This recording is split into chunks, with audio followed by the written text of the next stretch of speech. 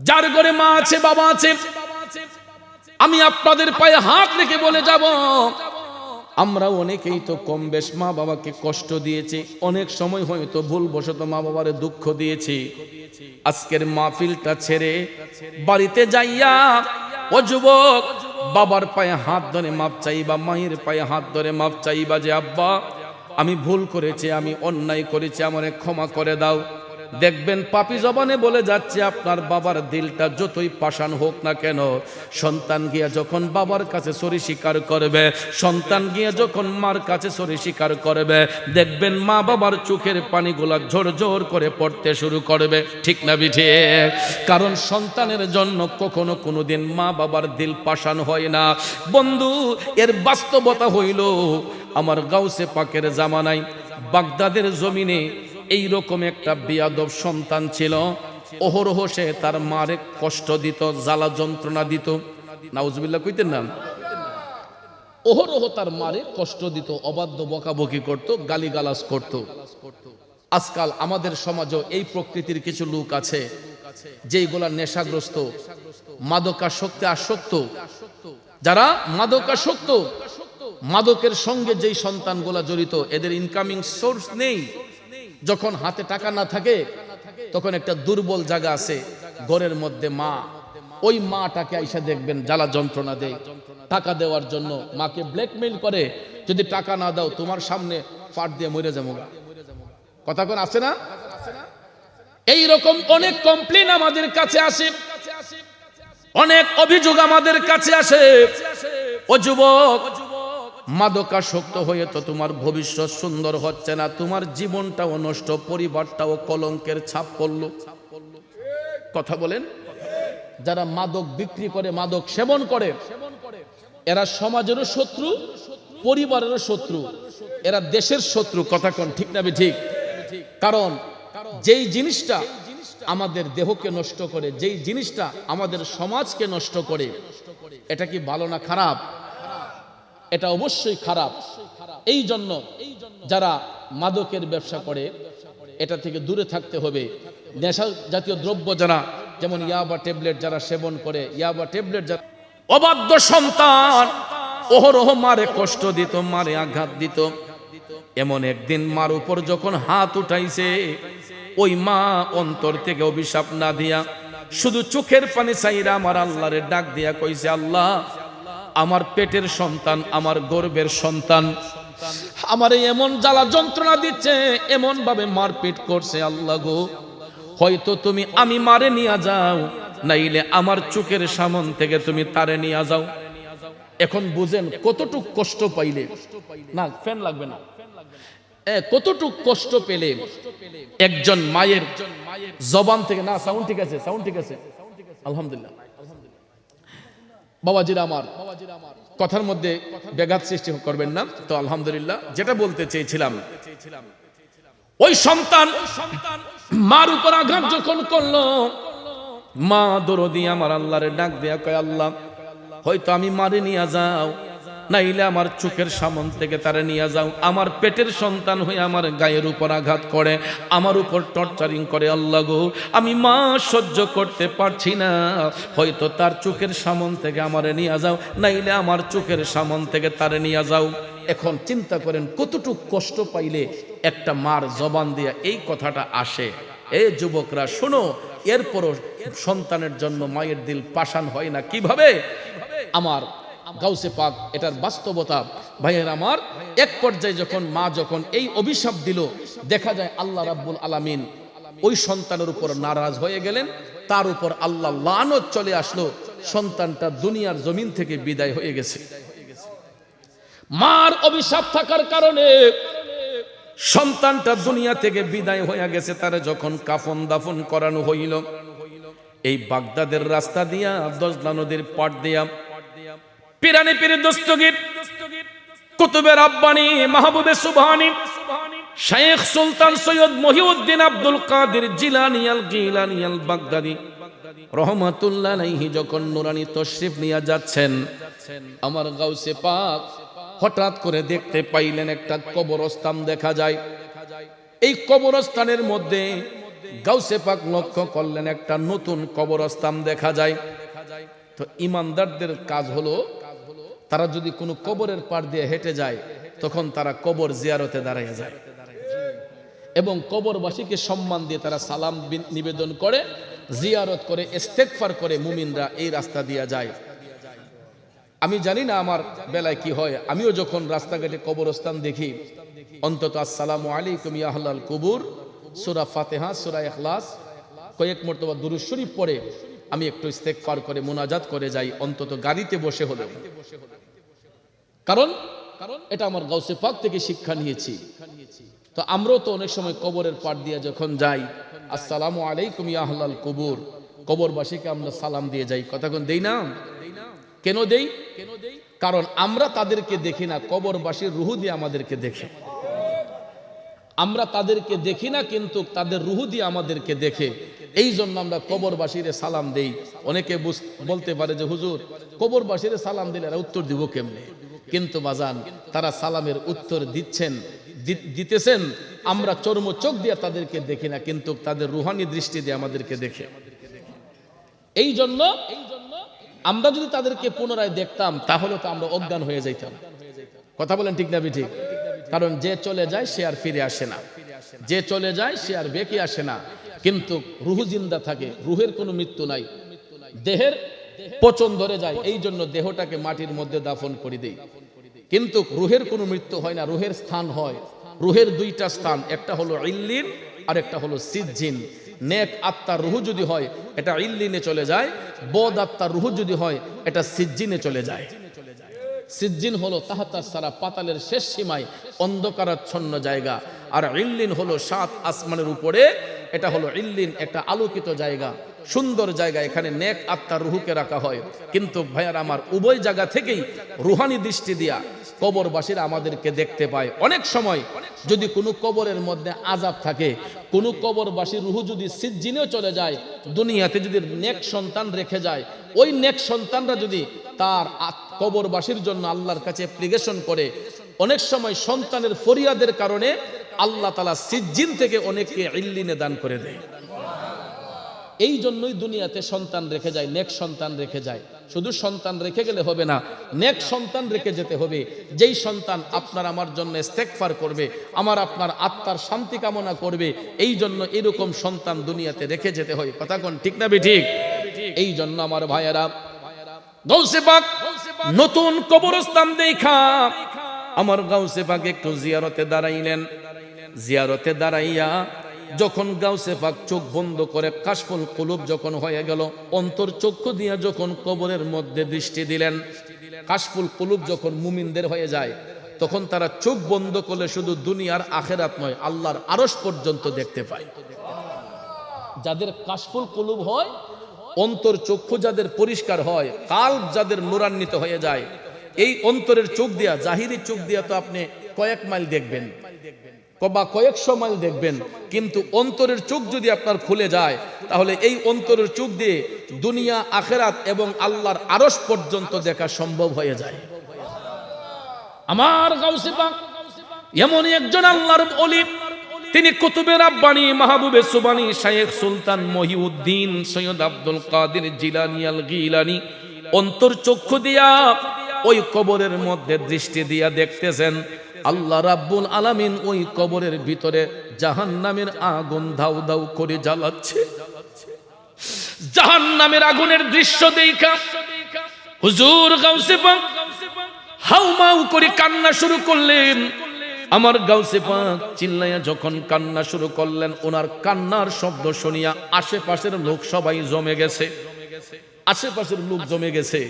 কই হুজুর, আপনি এই কবরের পারে দাঁড়াইয়া কাঁদতেছেন কেন? আপনি জানেননি এটা কার কবর? আমার গাউসে পাক কয়, বাবারা রে, আমি জানি না এটা কার কবর, তবে এতটুক জানি এই কবরের ভিতরে যিনি শুয়ে আছেন তার কবরের মধ্যে জাহান্নামের আগুন জ্বলতেছে।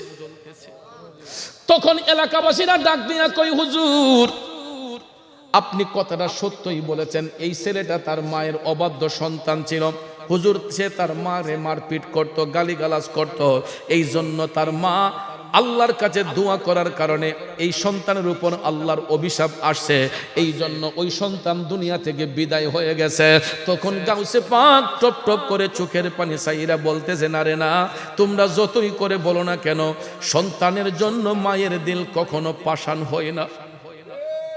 সন্তানের জন্য মায়ের দিল কখনো পাষাণ হয় না। সন্তান যতই আঘাত করুক না কেন, যতই অত্যাচার করুক না কেন, সন্তানের জন্য কখনো কোনোদিন মায়ের দিল পাষাণ হয় না।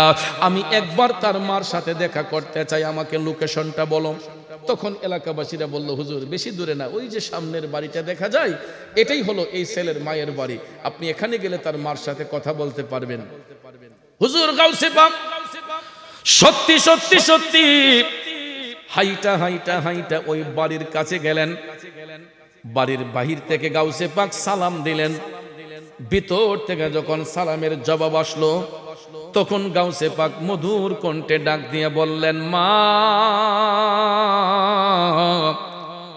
অনুমতি দিলে আমি আপনার ঘরে ঢুকতে চাই। কি দিলে? এখান থেকে একটা মাসালা শিক্ষা নিতে হবে। আমরা অনেক সময় শ্বশুর বাড়ি যাই, খালার বাড়ি যাই, মামার বাড়ি যাই, বন্ধুর বাড়ি যাই, নিজের বাড়িও যাই, কোনো সালাম তো নাই, গলা কাশিও নাই। এটা ইসলাম নিষেধ করেছে। রসুল বলেছেন, তোমরা কারো বাড়িতে ঢোকার আগে বাহির থেকে সালাম নিবেদন করো। এটা যদি তোমার নিজের বাড়িও হয়, অন্যের বাড়ি তো দূরের কথা, রসুল বলেছেন তুমি তোমার নিজের বাড়িতে প্রবেশ করার আগেও তুমি বাহির থেকে আগে সালাম বিনিময় করো।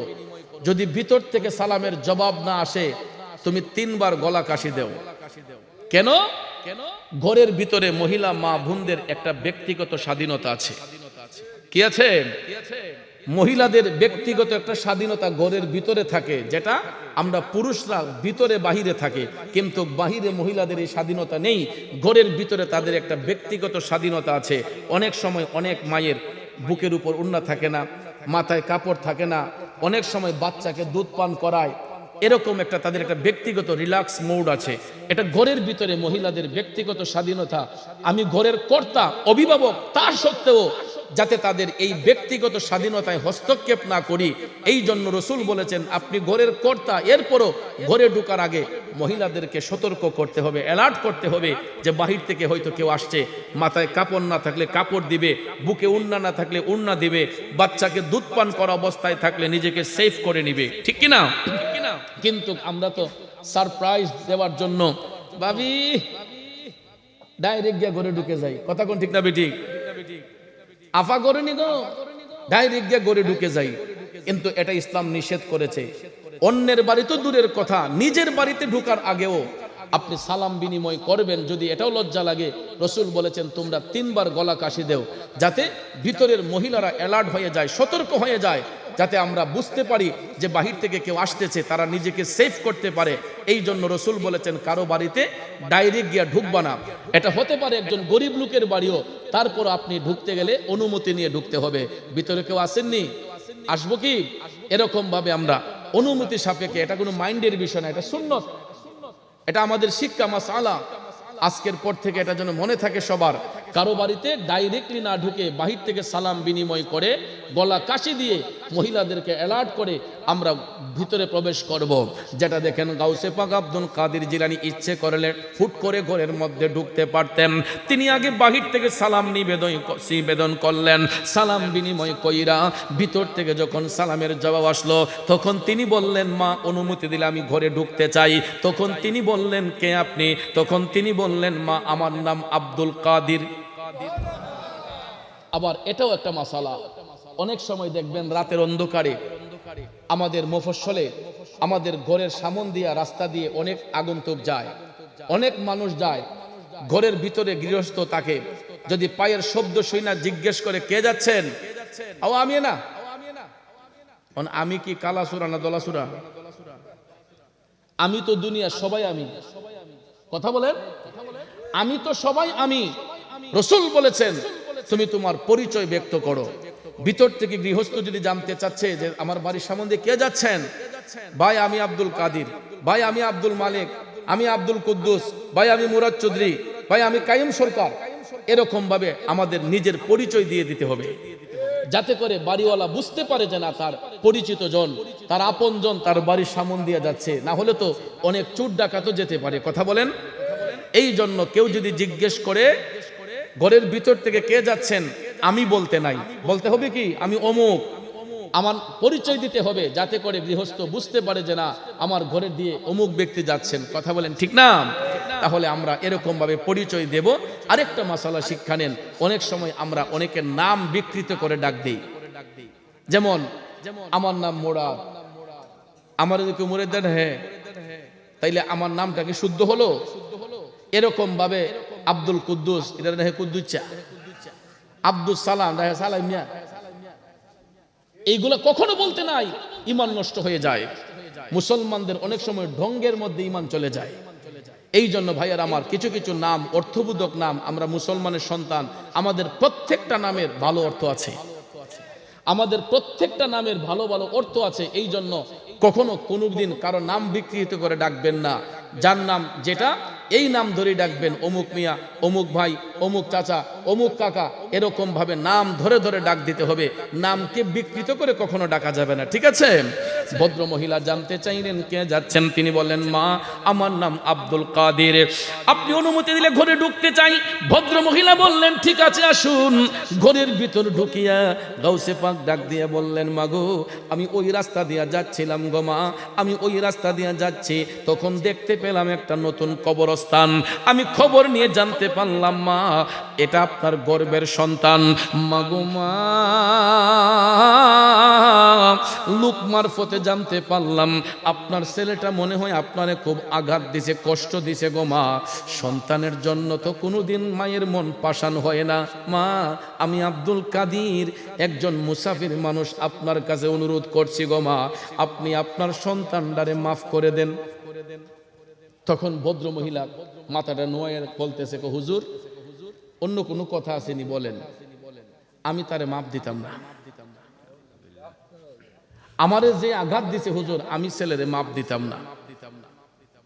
গাউসে পাক ডাক দিয়া কয় মা আমি আব্দুল কাদির তার কবরের দিকে নজর করেছি গো মা, আমি কাশফুল কুলুবের মাধ্যমে জানতে পারছি আপনার সন্তানের কবরের মধ্যে জাহান্নামের আগুন জ্বলতেছে। ভদ্র মহিলা ডাক দিয়া কয় জ্বলুক, আমার তাতে কিছু আসে যায় না হুজুর, এই ছেলে আমারে যেই জ্বালা যন্ত্রণা দিছে সে জাহান্নামের আগুনে জ্বললে আমার কিছু যায় আসে না। গাউসে পাক টপ টপ করে চোখের পানি সাইরা কান্দা কয় মাগো সন্তানের জন্য কোনোদিন মায়ের দিলটা পাষাণ হয় না, আমি বুঝতে পারছি গো মা তোমার জাদুমণি তোমারে খুব বেশি কষ্ট দিয়া দিছে। আচ্ছা মা তুমি তোমার সন্তানরে মাফ দিতে হবে না, তুমি তোমার সন্তানরে ক্ষমা করতে হবে না, একটা বার কি আমার সাথে তোমার ছেলের কবরের পারে যাইবানি? একবার দুইবার তিনবারের বেলায় গাউসে পাক এই কথা যখন বললেন, ভদ্র মহিলা কয় আচ্ছা হুজুর আপনি মুসাফির মানুষ, আপনার এই কথাটুকু রাখবো, কবরের পারে যাবো কিন্তু মাপ দিতাম না। গাউসে পাক কয় ঠিক আছে তুমি দিও না, আমার সাথে একটু আসো। সঙ্গে সঙ্গে ভদ্র মহিলা গাউসে পাকের সঙ্গে হাইটা হাইটা তার বাচ্চার কবরের পারে গিয়া দাঁড়াইল।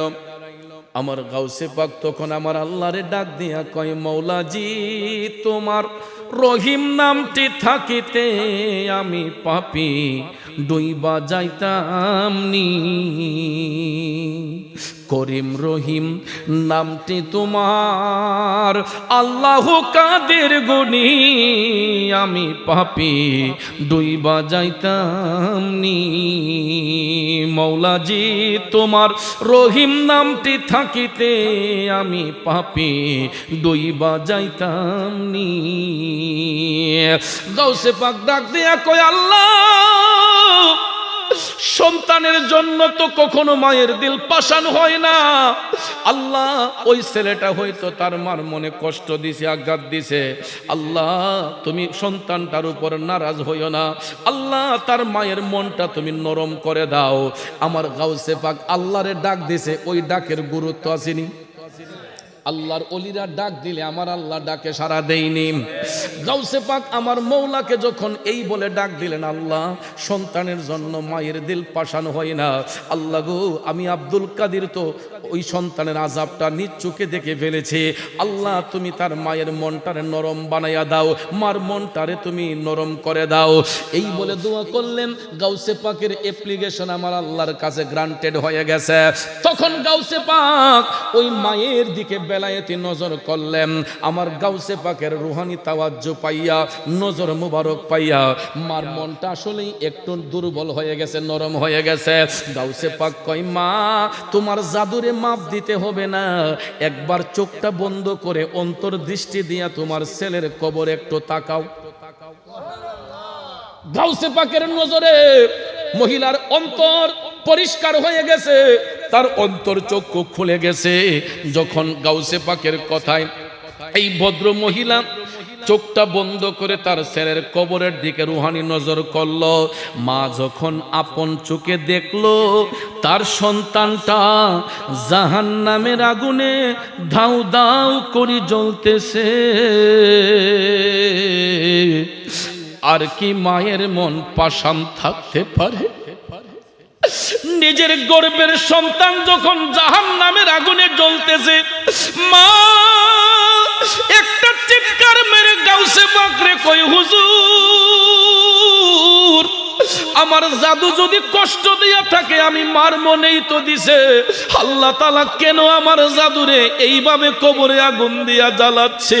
হুজুর যদি আমি মায়ের কষ্টের কারণে আমার জাদুরে আল্লাহ কবরের মধ্যে আযাব দিয়া থাকে, আমি মার কারণে যদি আমার সন্তানের কবরে আযাব হইয়া থাকে, আমি আর সহ্য করতে পারছি না হুজুর, আমি অন্তর দিয়ে আমার জাদুরে মাফ কইরা দিলাম। আরো জোরে জোরে কন্না আল্লাহু আকবার। বাবাকে তোমরা জানিও কাবা, মদিনা জানিও মাকে, বাঁচিয়া যদি গো থাকে, হো তোমরা করিও ভাই বন্ধুগণ মাতা পিতার খেদমত, করিও নবীর উম্মত, করিও নবীর উম্মত। হই আমি করি নাই, করিতে পারি নাই আমার পিতা মাতার খেদমত, করিও নবীর উম্মত, করিও নবীর উম্মত।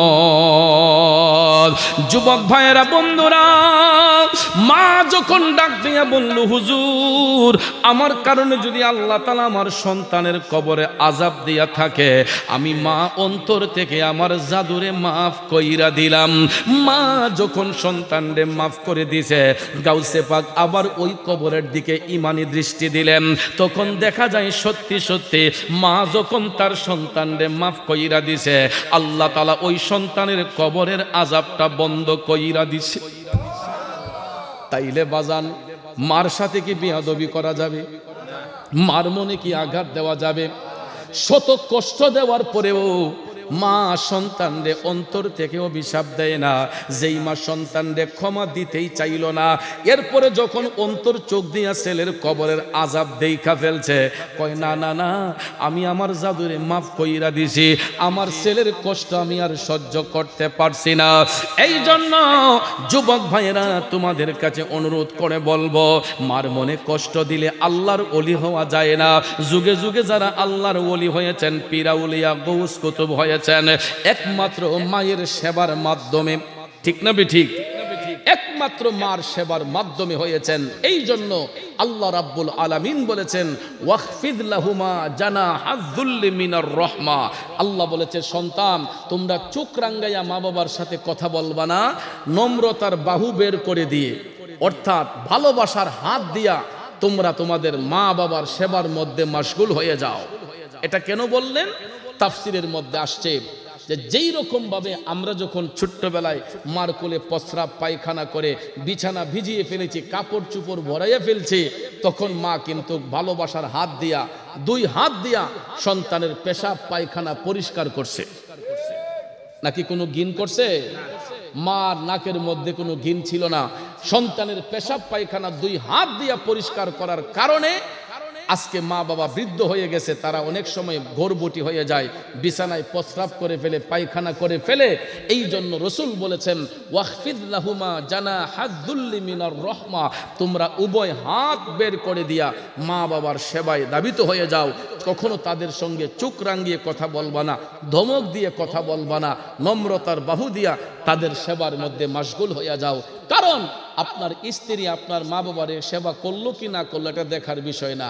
আমি সন্তান, আমি প্রয়োজন হলে আমার মায়ের কাপড় ধুয়ে দেব, আমার বাবার লুঙ্গিটা ধুয়ে দেব, বাবার পোশাকগুলা ধৌত করে দেব, বাবার সেবা যত্ন আমি সন্তান নিজে করব। ঠিক না ঠিক? কিন্তু দুঃখ লাগে, অনেক সময় দেখা যায় অনেক ছেলেরা মা বাবার যত্ন করে না, তখন মা বাবারে পাঠাই দেওয়া হয় জিয়ের বাড়িতে। আছে না? এখন মেয়ে তো মারে ফালাইতে পারে না, বাপ ফালাইতে পারে না। মেয়েরা কিন্তু মা বাপের প্রতি খুব দুর্বল। আমি নিজের চোখেও দেখেছি অনেক বাইসাবরা মা বাপের খেজমত করবো দিকা, তাদের বউ করবো দিকা, কয় বোন রে, কয় বোন তোর বাইক না কটা দিন রাখ মাইরে। কথা বলেন। এই মেয়েটা তো স্বামীর গোর করতেছে, কিন্তু এটা কোনো ভাই চিন্তা করে না যে আমার বোন জামার কাছে আমাদের লজ্জা হবে, আমাদের শরম হবে। এই শরম লজ্জা ধুয়ে মুইছা দেখবেন জিয়ের বাড়িতে মা রে পাঠাই দেওয়া হয়, বাপ রে পাঠাই দেওয়া হয়, মা গর্ভবতী, বাবা গর্ভবতী, ওই মেয়েটা স্বামী সংসারও করতে হয়, আবার মা বাপের ভরণ পোষণ করতে হয়, শ্বশুর শাশুড়ির খেজমত করতে হয়। এটা কখনো উচিত নয়। আমরা পুরুষ হয়েছি বিদায় তাই বলে কি আমরা মা বাবাকে সেবা করব না? অবশ্যই করবেন, লজ্জার কোনো বিষয় না। আমার আম্মা মুরব্বী মানুষ, বৃদ্ধ মানুষ, এখনো আম্মা গোসল করে আসলে আম্মার কাপড়টা বাথরুমে থাকলে আমি গোসলে গেলে নিজে ধুইয়া দিয়ে দিই। কি আমার পিরালি ছুটে গেছে? আমার সম্মান কমে যাবে? আমার মার পরনের কাপড়টা আম্মা রাইখা আসেন, আমি ধুয়ে দেব, কারণ আম্মা তো এখন বৃদ্ধ মানুষ। কথা কোন ঠিক না? আম্মার এখন বার্ধক্য, এখন উনার কাপড় চোপড় ধোয়া উনার পক্ষে সম্ভব না। কিন্তু ওই মা একদিন শুধু আমার কাপড় নয়, আমরা 6টা ভাই বোনের কাপড় নিজের হাতে ধৌত করেছেন, পরিষ্কার করেছেন। আজকে আমার মার শারীরিক দুর্বলতা, বার্ধক্যজনিত কারণে এখন মা অসুস্থ বিছানায়, কিন্তু আমাদের সন্তানদের দায়িত্ব, আমরা এখন মা বাবারে নিজের সন্তান বানিয়ে ফেলবো। এখন তারা আমাদের কাছে সন্তান, বৃদ্ধ মা বাবা আমাদের কাছে এখন তারা আমাদের সন্তান। যেরকম আমাদের ছোট্ট বাচ্চা থাকে, তারাও বাচ্চাদের সাথে আমাদের বাচ্চা হয়ে গেছে। কথা কোন ঠিক না ঠিক? তাদেরকে ভালো করে লুক আফটার করতে হবে, দেখাশোনা করতে হবে, তাইলেই দেখবেন ওই সন্তানের ভবিষ্যৎ সুন্দর হয়, ওই সন্তানের ভবিষ্যৎ সুন্দর হবে। আর তার সন্তানগুলো যখন নিজ চোখে দেখবে যে আমার দাদা দাদির খেজমত আমার আব্বা নিজে করছে, তাহলে তো আমরা আমার বাপের মা বাপের খেজমত করণ লাগবো। তখন আপনার ঔরসের সন্তান, আপনি যখন বৃদ্ধ হবেন তখন দেখবেন আপনার সেবা করবে। দুনিয়াটা ধার উদ্ধারের জায়গা। যে যেমন কর্ম করবে তেমন কর্মের ফল ভোগ করবে, যে যেমন কর্ম করবে তেমন কর্মের ফল ভোগ করবে। সৎকর্ম করলে আল্লাহ রাব্বুল আলামিন আমাদেরকে ভালো কিছু দিবে, অসৎ কর্ম করলে এটার যাও আল্লাহ পাক আমাদেরকে দান করবে। কথা কোন ঠিক না? আমি যখন সৌদি আরবে গিয়েছি, সোরাব ভাই তখন সৌদি আরবে গত উমরাতে অক্টোবরে, বারবার আমার কাছে গিয়ে হুজুর আব্বার লাগে দোয়া করেন, যেখানে পাইবো হুজুর আব্বার লাগে দোয়া করেন, আব্বা তো আপনার অনেক মায়া করছে। এই যে সন্তান, নেক সন্তান দুনিয়াতে রেখে যায়, যারা বাবার আদর স্নেহ ভালোবাসা পাওয়ার কারণে আজকে এই সন্তান যেখানে আমাকে পায়, আলেম ওলামা ভাই হুজুর আমার আব্বার জন্য দোয়া করবেন। সন্তানদের রেখে যাওয়ার কারণই হলো এটা, যখন মা বাবা দুনিয়া থেকে চলে যায় তাদের আত্মার মাগফিরাত কামনা করা, আত্মার মাগফিরাত কামনা করা। আল্লাহ রাব্বুল আলামিন যেন আমার শ্রদ্ধাভাজন মরহুম আলহাজ আব্দুল মতিন মাস্টার সাহেব সহ ওনার বড় সন্তান দুনিয়া ছেড়ে আজকে অন্ধকার কবরে। আজকে দেখেন মা দুনিয়াতে আছে, মায়ের সন্তান দুনিয়াতে নাই। এটাই নিয়ম। অনেক সময় শুধু সন্তানের কাঁধেই পিতামাতার লাশ হয় না, অনেক সময় মা বাবার কাঁধেও সন্তানের লাশ বহন করতে হয়। এর বাস্তবতা হলো সৌরভ ভাইয়ের আম্মা আজকে উনি দুনিয়াতে আছেন, ওনার সন্তান একজন দুনিয়াতে নাই, দুইজন। একজন মেয়েও একজন, ছেলেও একজন, বড় ছেলে বড় মেয়ে আজকে দুনিয়াতে নাই, কিন্তু মাকে আল্লাহ পাক এখনো রহমতের ছায়া দিয়ে দুনিয়ার জমিনে রেখেছেন।